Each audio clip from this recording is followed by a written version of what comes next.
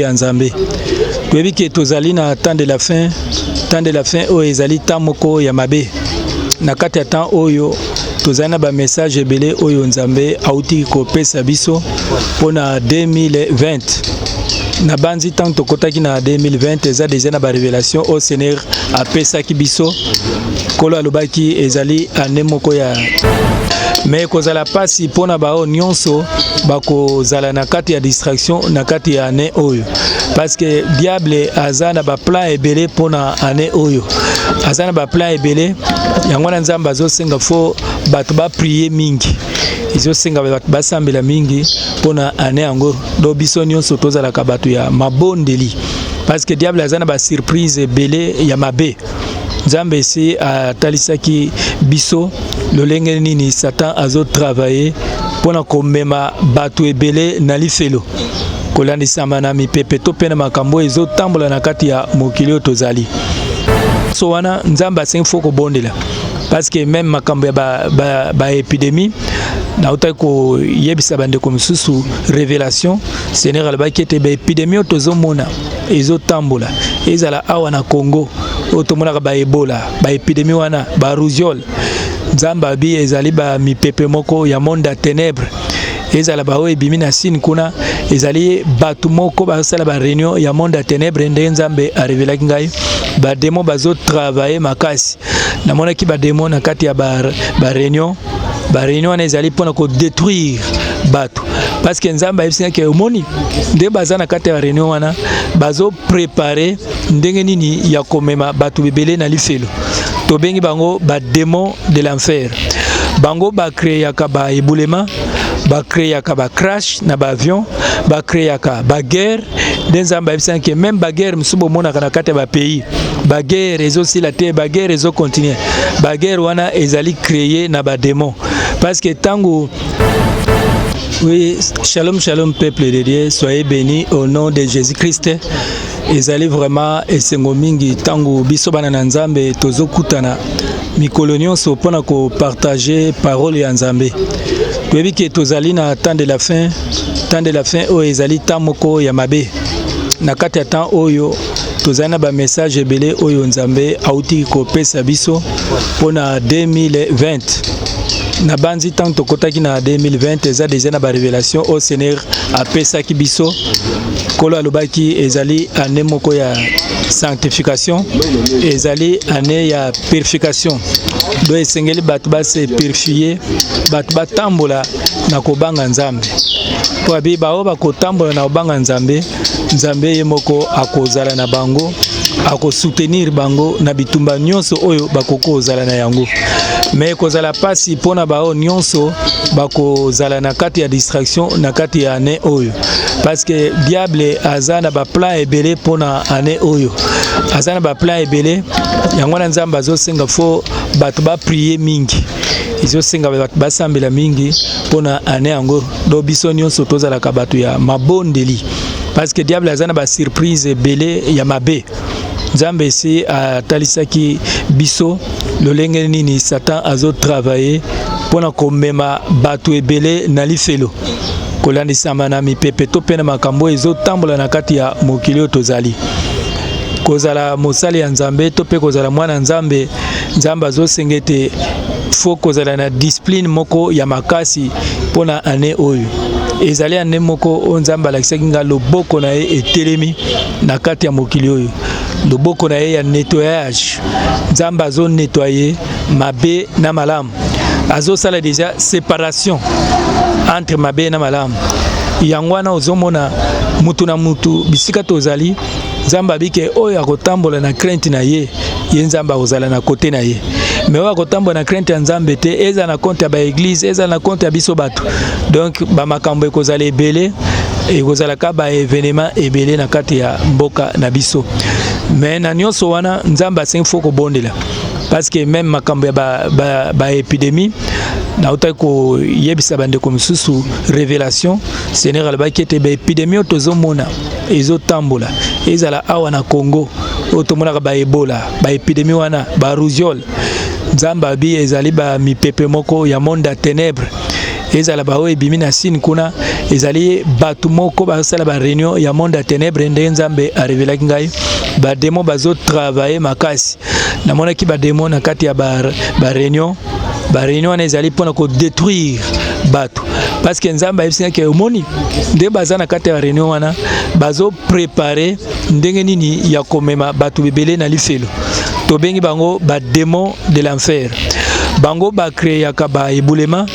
ba créaka ba crash na ba avion ba créaka ba guerre nde Nzambe ayebisaki même ba guerre musubo mona na kati ya ba pays ba guerre ezosila te ba guerre ezo continuer ba guerre wana ezali créer na ba démon parce que tango motulisa Jésus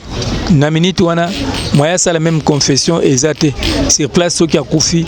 akeli felo soki akufi ake kuna na lieu de tourment nde yango wana Nzambe abike mutu na mutu fois à l'après. Romains chapitre 6 verset 23 elobete lifuti ya lisumu eza liwa lokol lifuti ya lisumu eza liwa donc biso bana na Nzambe foto kima nanu lisumu ko kima liwa te kima nde lisumu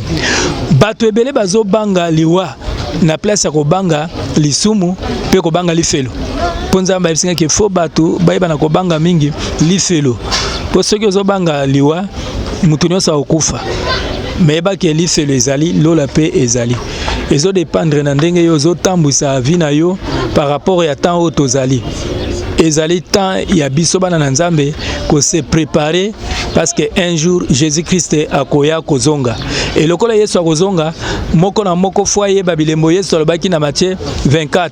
verset 1 soko kititi na 8 okomona makambo ebele kolo Yesu alobaki banzala ekozala ba pasi ekozala ba épidémie ekozala abi bokomona ba signe ebele même na likolo même na mapata bokomona ba signe ebele ba signe wana eko présenter bino ke kala te mwana na moto azana nzela azoya kozonga kombe ya bato baza na kati ya distraction na kati ya mokili na bata o tozali bato ebele baza na kati ya distraction bato baza distrait ta ya kosambela eza lisusu te Nzambe ayekolakisa ngaki tala siko Satan ndenge azwi bato yabaki ezana bato ebele bazo travailler na compte ya diable mpona ko créer ba problème ko créer ba événement siko tant bazo créer ba événement wana ezolongola bato na kati ya présence ya Nzambe ba événement wana ezolongola bato na kati ya botosi Nzambe bato bazokota mingi na kati ya ba distraction donc komona ndenge to mona ba distraction ezozala mikolo yo ya kotiola basala ya Nzambe ya kolobela basala ya Nzambe makammabe ya bato mususu kolekaka kolobela basala ya Nzambe makammabe yango wana bana Nzambe azosengete tolongwa na kati ya ba distraction wana mutu na mutu foko simba kondima na yo kotalela mingi Yesu Masia Yesu mutu abenga mutu nyonso nde toza boye mutu moko aza sima prophète azate mutu aza sima pasteur azate mutu nyonso foza la sima Jésus Christ po passer akokweya prophète akolongwa mais Yesu atikali Yesu donc Nzambe na biso atikali Nzambe yango wana kondima na biso fo ezala epa na ye abike maudit soit celui qui se confie à l'homme qu'il soit béni celui qui se confie à l'Éternel donc biso bana na Nzambe faut se confier mingi epa ya Nzambe parce que ye moko alobi ete na mikolo ya suka kondima bato ebele ekokweya kondima bato ebele ekokufa bato ebele kondima ekozala lisusu te bato ebele bakolongwa na présence ya Nzambe yango na ozomona eza esengo mingi pona ndeko na biso pe frère ayebaki na kosala pe ba repentance vraiment ezali esengo mingi eza esengo penza pona frère Michel Bakend pona ndenge azosala ba repentance na ye frère Michel Nzambe apambola yo mais Nzambe ayebisanga ke photo kutana na yo eza na eloko moko etikali photo partager eloko wana ba fréquentation eloko wana toko partager yango par rapport à ndenge Seigneur ayebaki na kopesa ngai ba message donc ezali temps ya kosala ba repentance na yo Nzambe azoka yango parce que azali Nzambe Bible elobete oya komikiti c'est pas Nzambe akolimbisa ye mutu moko alobaka tango Yesu azaki na bomoyo apesi lisese moko bato bazo prier moko abiki naza mo santu Nzambe na pesa badim na sala kaboy na sunga kaboy yoka lo sambo langa kolanda pharisien wana te mutu moko mabe mufuti sipaku wana aza mutu pamba koyoka ete mais mutu wana alela kiti ya Nzambe naza mutu ya masumu na kokite kotala talikolo na kokite kolobe pa na yo po ete yo pe yoka ngai Bible lobi ke muto amikitisaki nzambe ayokaki losambo na ye mais oyo aboya komikitisa nzambe atikala koyoka ye atamke te do yango wana bomoni tango tozali nzambe ayebisanga ke biso bana nzambe tokeba ezali bavant oyo satana ye moko azo préparer pour 2020 ezali ane moko oyo nzambe azosala makambo na ndenge na ye nzambe akosala makambo oyo bakosala mabe bafrappe kozala ebele esuki wana te nzambe akokontinue kofrappe bao bazosala mabe mais problème ezali te biso bato tozabana na nzambe tozala ya kofukama kolelipa nzambe mawa nzambe ekita kati na bato na ye alimbisa parce que aza nzambe lelo tomona bamasolo ebele ezobima kaka contre basali ya nzambe bamasolo contre basali ya nzambe ezobakisa eloko te au contraire ndenge eza wana ezobebisa même kondima ya bato baza bapayen ezala ndeko kofi biloko azoloba loba wana tozolandaka yango tout le temps mikoleleki na uta ekolobela yango ke faut asala repentance ya ye moko o wana eza biloko ba distraction bazoya nango na kati ya mokili pona ko distraire biso bato musu baza bato ya mondo wana bazo créer makambo nzamba yebisa ke ezana bato bazo créer ba makambo ebele ba makambo wana bino bomona ngona nzoto boyemena mulimu makambo musu ezosalema Doto zala penza prudent peuple de Dieu. Zala prudent nzamba yebisa ke bokanga matoi na makambo mususu ezobima parmi bana ya nzambe na kata ba église. Do yo zala na foi na we pa nzambe ko zala na foi na we pa mutute. Ondimela Yesu Kristo. De to zaka tanto zoke na église mutu moko te andimaka pasteur. Abikeno na ndimeli pasteur pona kota lola. Mais lobiko ezoya na kombo ya Jésus Christ. Parce que ce que tali na kati ya acte des apôtres bazota sabiso était lobiko epesa mika na kombo ya Yesu Masia na acte 3 mutamalade tango akutani na Pierre a bien je n'ai ni or ni argent mais c'est que je te le donne au nom de Jésus-Christ de Nazareth, lève-toi et marche. Donc kaka na kombo ya Yesu makambo nyonso ezosali ma bien-aimé Zamba zo tali sanga ba makambo ebele na compte ya bana nzamba zo tinda ba ange bazo intervenir na bitumba oyo ya 2020 Voilà que ba ange belé bazoya tamba ange wana bazoya na mona bitumba ezalaki makasi ezala pona Congo bitumba ezali makasi zamba bito telemela na demo wana ona ebisaki bino mikolelekaki demo wana pe ya kombo ya Kishasa ezana demo moko na kombo ya Kishasa demo wana azo travailler makasi ndio mona ka soki demo wana telemi na kati ya Kishasa ba trouble ezalaka makasi ba problème ezalaka makasi baliwa ezalaka makasi na kati ya Kishasa ndele leo zomona batu bazobenga balingala facile babiloko wana tout eye pona nini ezali pona ko cholisa mboka leza na honneur mboka eza na honneur te donc sango kaka ya mabe donc demo wana yende mutu a créer ka ba trouble ba événement faut ba prière pour te demo ndengo wana akoya parce que azali géant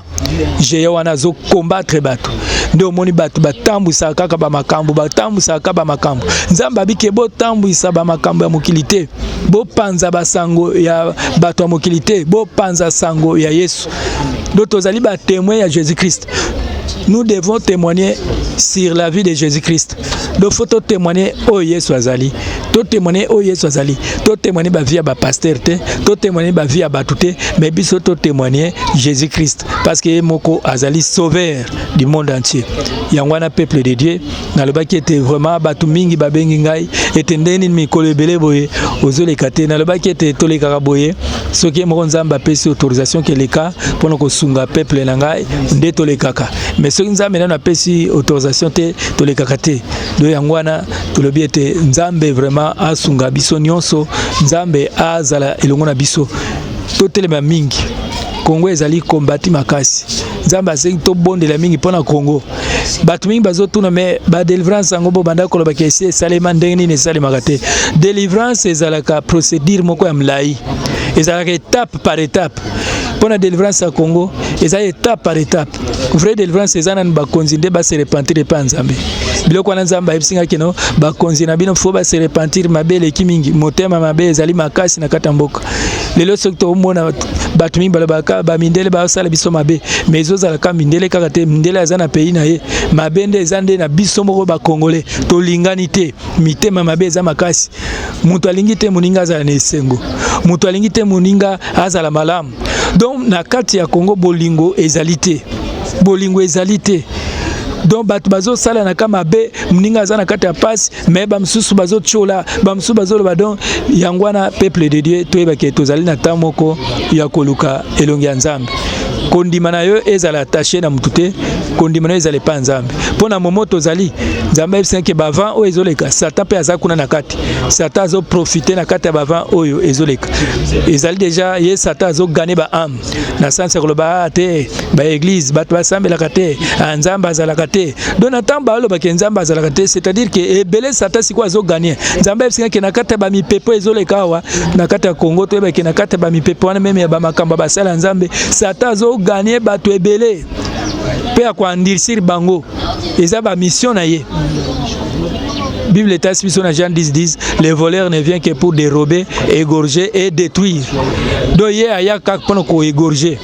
Kocha batu ko donc kolongola kondima kati na batu bandi melesu Nzambe te batu bandi melesu basala Nzambe te basala Nzambe ya solo bazali ya lukuta pe bazali mais ezate so basala Nzambe ya lukuta bazali donc batu neso bakomika ya lukuta te basali ya solo bazali bazo servir Nzambe kati na solo mokolo moko eli aganga ki abike nkolo na tikali kanga moko mais Nzambe ibise ki ozayo moko te na bombi 7000 serviteurs onan ba gumba meli balte onan ba gumba bikekote Congo ezana ba sali ya Nzambe solo oyo Nzambe a préparé de Nzambe ebisanga keno ba sali bazali o bazo travailler pour na retour na ye ba sali solo bazali bazo préparer peuple na ye na sainteté na repentance pour na retour na ye do ezali bilo moko o ezake tambiso bana na Nzambe tozali toyebaka yango que Satana abundisaki Israël et Israël ezaki pays ya Nzambe mais Satan azalaki wana atinda pe ba prophète ya Baal bazalaka wana babanda ko bundisa mais Eli pe azalaki wana basali ya solo pe babanda ki ko sala msala Nzambe yango wana bien aimé toyeba ke tanto sala la Nzambe Satan aza wana soki mtu asali mabe exemple mninga asali mabe ezate ke obana ko beta maboko obana ko sepela eza esengote pona biso ba chrétien ya komona ke ba païen nyonso partout bazoyemba ka ba kombo ya basala ya Nzambe na ndenge ya mabe eza malamu te pona biso ba chrétien ou bien païen azolo ba maloba mabe contre basala ya Nzambe yo pe chrétien okekota lisusu tango okekota makambo wana même si msali wana sali mabe yeba ke yo ozozo ba malédiction parce que biso toza wana peuple ya Nzambe to servir Nzambe Nzambe alobaki te ye moko akobimisa mabe na malamu ya biso likamba makasi ezake toyi kampiko na mabondeli to banga Nzambe to sambela Apocalypse 22 verset 12 il obéit voici je viens bientôt avec ma rétribution pour rendre à chacun selon ses œuvres abike nazo na lifuti na kopesa moko na moko kolandisa na misala ya banda kosala abi esengo na ba oyo bazo sokola bilamba na bango kati na makila ya mwana na mpate mikolo nyonso pamba te bato wana bazali na droit ya kolia nzete na bomoi babike bao bazo lave bazo sokola bilamba na bango sokola bilamba eza nini kolongwa na ba esprit ya kotonga bato kolongwa na ba esprit ya ba critique kolongwa na ba esprit ya kochola kolongwa na ba esprit ya makanisme mabe ba esprit ya kotonga donc tozala na esprit moko ya ko servir Nzambe na biso Nzambe na biso aza Nzambe ya solo tous les jours aussi to lobby mingi na kata internet tozolo ba yango ke basali bazali bazo sali la Satana mais biso to sali la Nzambe na ndenge ya solo mutu na mutu simba kondima na yo ezala basé na pasteur te kondima na yo ezala basé na mutu te mais kondima na yo ezala basé epai na Nzambe parce que Nzambe wana to sambela aza Nzambe asunga ka batu na ye asalisaka batu na ye ba nyonso bazolanda ye to pe bazotosa ye Nzambe azalaka na bango yango wana bien aimé na banza Nzambe asunga moko na moko bisika bozali tozali na temps moko ezali mabolongo fo ezala na se tanto ozomona mipepe o Nzambe ayibisinga ke mipepe ezoya eza mke ekozana mipepe msusu ekoya ya makasi mais faut tobuka mabolongo to sambela parce que Satan nde azo sambwisa déjà bakombo ya basali l'air moko Satan akosala likambo na monde wana basali likambo ka contre ba serviteur de Dieu jour moko batu babanda ko loba te makamabe ko yate ba sataniste basali ba carême na bango wana soki ezaka 40 jours ba sataniste basali yango tant basali ba 40 jours bandim babanda ko loba nini na ba pasteur ba bia te ba ko kabiso te toza makasi ba ko kabiso te mais e koma ka l'air moko passer moko apengwi oh passer moko alonga na nzela nzambe oh mutukuna passer wana divorcé oh passer wana longa nini ba sataniste basi basalaki msala na bango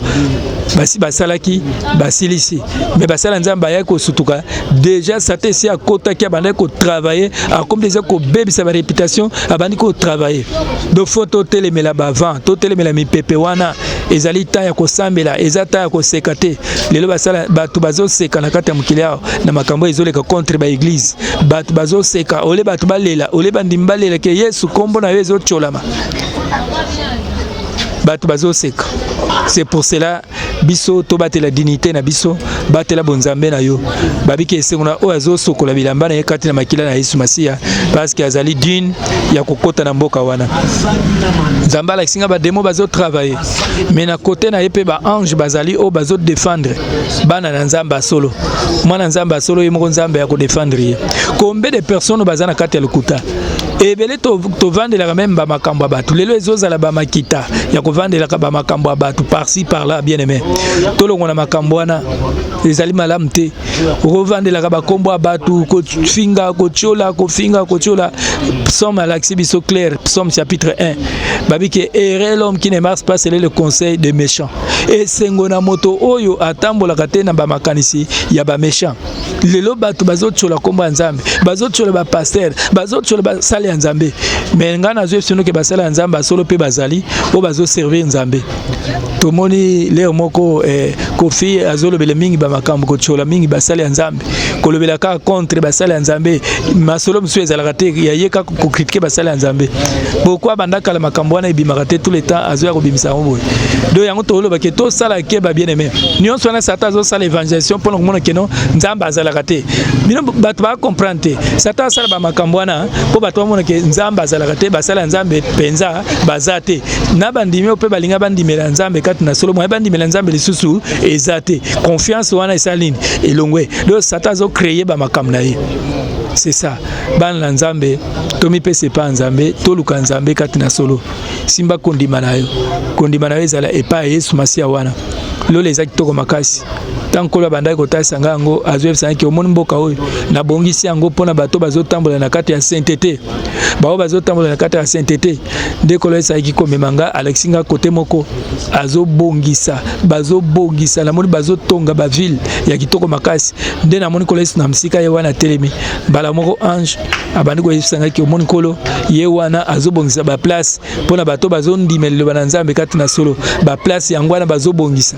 Nde na ko kanisa verset oya alobi na kati ya Jean chapitre 14 verset 1 à 4 habite que votre cœur ne se trouble point, croyez en Dieu et croyez en moi parce qu'il y a plusieurs demeures dans la maison de mon père. Abike pa ya tata bandaku eza ebele bisike eza ebele soki eza la kabongo te mbele na ebisi binote mais soki na zwe bisabino parce que nebike bisike eza ebele yango na bien aimé ko rater lola te likolo ya mbongo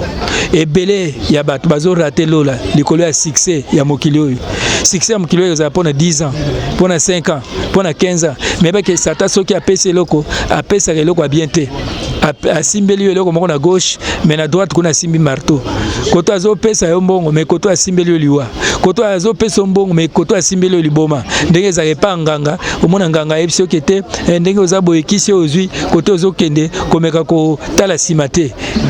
kotala simate mbula pe betela yote metango okende bwe pa ale mbule beteli yo qui c'est baby OK bwe pa ale oyoki mkusama bwe okwanzi otali sima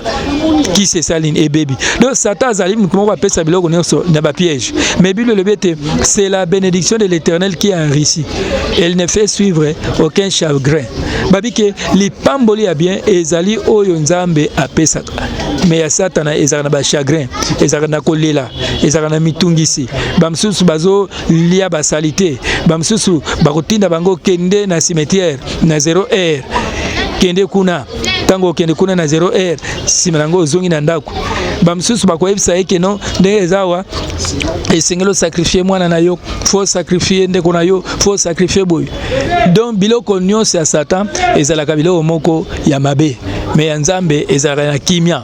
ya nzambe ta nzambe azopesa ozolia yango na kimia ozosepela ta eza mke akopesa 10 000 francs osepeli nango apesi $100 osepeli nango do ya nzambe yaka ndenge wana me ya satana apesi osima mikolo makambo ebaluki yango na peuple de Dieu totia kondima epai na nzambe tokangama na nzambe na biso Yesu Masiya azoya kala mingi te alakisaki nga makambo ebele mokili ezoningana abisaki mipepe ezoya ebele koleka oyo bozomona Satan azocreye bamakambo na ye mpo bato ebele balanda ye me biso bandimi mabolongo na biso fo ezala na se kolela epa nzambe po ete baoyo baza baeli nzambe abatela bango na kati ya Bible babike Satana akoluka même baeli akweyisa bango même bato baza bandimi ya solo Satan akoluka partout les moyens alongola bango na nzela ya nzambe balongwa na nzela ya nzambe po bakenda lifelo me bake lifelo eza esika moko eza na bapasi makasi namona baplace misusu bazobwaka biloko ya baacide moto eza sous forme ya acide moto azokata na biteni ntango azokota kuna na kati ya moto wana moto azokata na biteni me azokufa te na mkilia soki passe yelio okolukaliwa mais na séjour de mort okolukaliwa te parce que si okufa donc kuna kaka pasi na pasi kolela na kolela koganga na koganga ata oluki soutien ke non nzambe sunga ngai nzamba ko sungo te ata obeleli kombo ya Yesu asungo soutien parce que kuna ezali absence totale ya nzambe parce que lifelo ezali lié moko o ezali penza absence ya nzambe azali te ezali manquement ya ba secours nyonso signification nango do lifelo ndenge eza wana do ba secours nyonso ezalaka te soutien nyonso ezalaka non ce qui passe comme elio basunga ezate osengi mai ba opesa te namona bato bazolela bazosenga mai bebisa ke bato wana bazosenga mai bazala iki na mukili babanda otosa nzambe te combien bakangami na mibali ya bato bazotika ba mibali wana te combien bazana ba mabala ya bayaka to vanda bazotika te combien de personnes bakoti na bakisi po kisi wana epesaka ye mbongo soki azoteka po atekaka mingi combien de personnes o batia ba mibali na bakisi bakanga mibali na bakisi bamsusu bakanga basi na bakisi bamsusu bamvuta ba famille ya bato po ye azwa bamsusu bamvuta ba famille ya bato po ye aganyeka lupango wana yango wana ezali ta ya repentance année oyo ya 2020 ezali ta moko ya repentance et année moko ya réconciliation ndenge nzambe abisinga abifo bato ba se réconcilier mutu na mutu bao bazaki ozana kanda na mutu moko boy faut ça la réconciliation koyokana toyebite nini oyo nzamba bombi na kati année oyo do faut koluka boyokani na bato nyonso nzambe tango akabolaki Abraham na Lot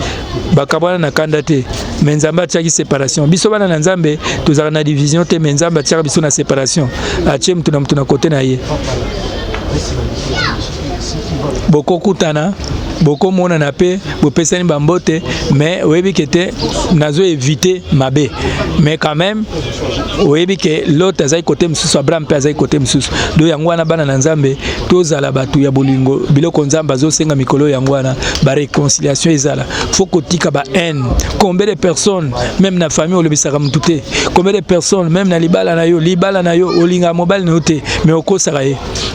olinga mobile te okosaka ye olelaka ye kaka oliaka ye kabambongo combien même basala ba voyage bakenda ba poto ba mikanda ya lokuta ba makambo ya lokuta ba makambo ya lokuta lelo lokuta ekomi lokola visa lokuta ekomi lokola passeport pona bana nzambe mwana nzambe donc akosi kaka bia na kosa kaka po likambango eleka kaka de comme on dirait facilité moko boy mais tango ozoko sebeke na lokuta ya Ananias siko tali na acte des apôtres chapitre 5 verset 1 à 10 au monde que Ananias akosa likolo ya kopesa meme mbongo epa nzambe ezaki soki dim aketeka bilanga mwasi na mbali tamba teki bilanga wana oleba lo vérité balobaki vérité te combien de personnes bakosaka même na ba église nzambe apambolaka yo mais okosaka combien de personnes même badimi ya nzambe opesaka dim te mais mingi tozomona bazoluka kaka bapambwama ebele bazobelela passer ngana zana besoin na pambwa mais opesaka dim ya nzambe te kopambwama ndenge nini bamateya ebele te ya miawa na kati ya Congo ete kopesa dim eza mabe kopesa dim eza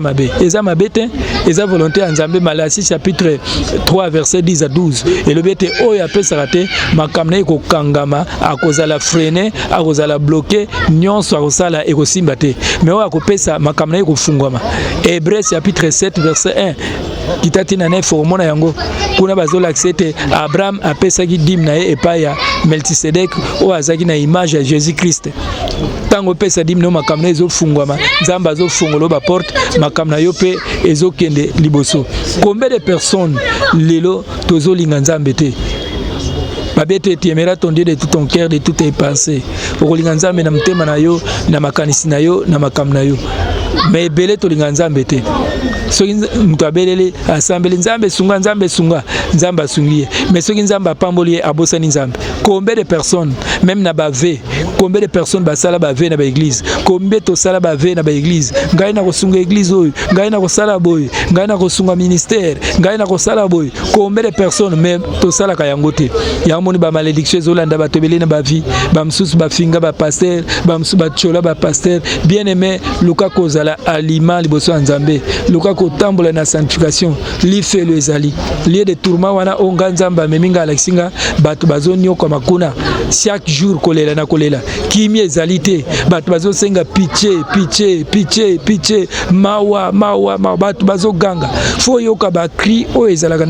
na séjour de mort wana. Ba cri ya makasi o bato bazo beta. Mutu nyonso azolela poete Yesu ayokele mawa. Mekolo Yesu azoloba mawa ezali susu te. Yango wana bana Nzambe to luka Nzambe tant tozana bomoi. Babi chercher l'Éternel pendant qu'il se trouve et invoque-le tandis qu'il est prêt. Tant ya koluka Nzambe nde yango. Oui, à solo to comme na suka peuple de Dieu.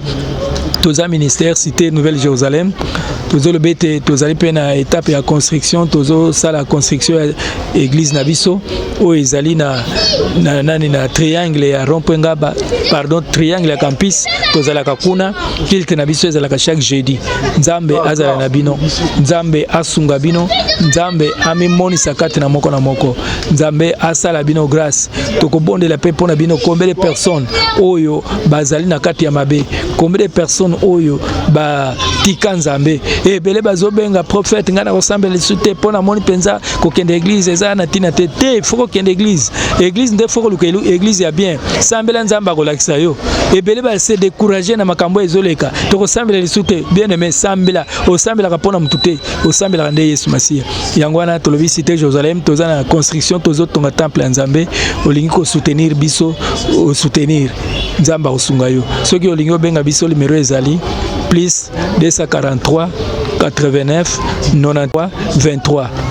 plus 243 89 98 063 23. Vraiment na pesi lisusu mes condoléances na kati ya famille ya frère Nabiso Alvin, vraiment za évangéliste Alvin, Nzambe asunga ye, Nzambe asalisa ye, Nzambe apesa vraiment courage mon frère, Nzambe asunga yo parce que Bible le biete chaque chose a son temps eloko na eloko ezana tango na yango na nyonso ekomeli yo ye moko Nzambe ayebi Nzambe ayebi akonsoler yo kolo apesa yo vraiment kimia na osambela pona bandeko nyonso obolandi message oyo soki nano yamba kolo Yesu te na mtema na yo lokola mokonzi pe mbiksi na yo tango yango ya koyamba elandanga na losambo loba kolo Yesu na yambio na motema na ngai zala mokonzi pe mobiksi na ngai sunga bomo na nga tambwisanga na kati ya vérité na boyi Satan na tubeli masumu na nga limbisanga na mabe nyonso na salaki liboso na yo limbisanga na kocholo basale ya Nzambe limbisanga ina kotonga limbisanga ina kozanga bolingo limbisanga ina ba haine zala mokonzi kamba ngai kino kozonga nga na sambeli kolo na tiki bana nona maboko na yo ba nyonso balandi biso sunga bango Éternel pesa kimia kati na moko o alandi biso molimo santo asala msala molimo santo akamba moko na kombo na Yesu amen.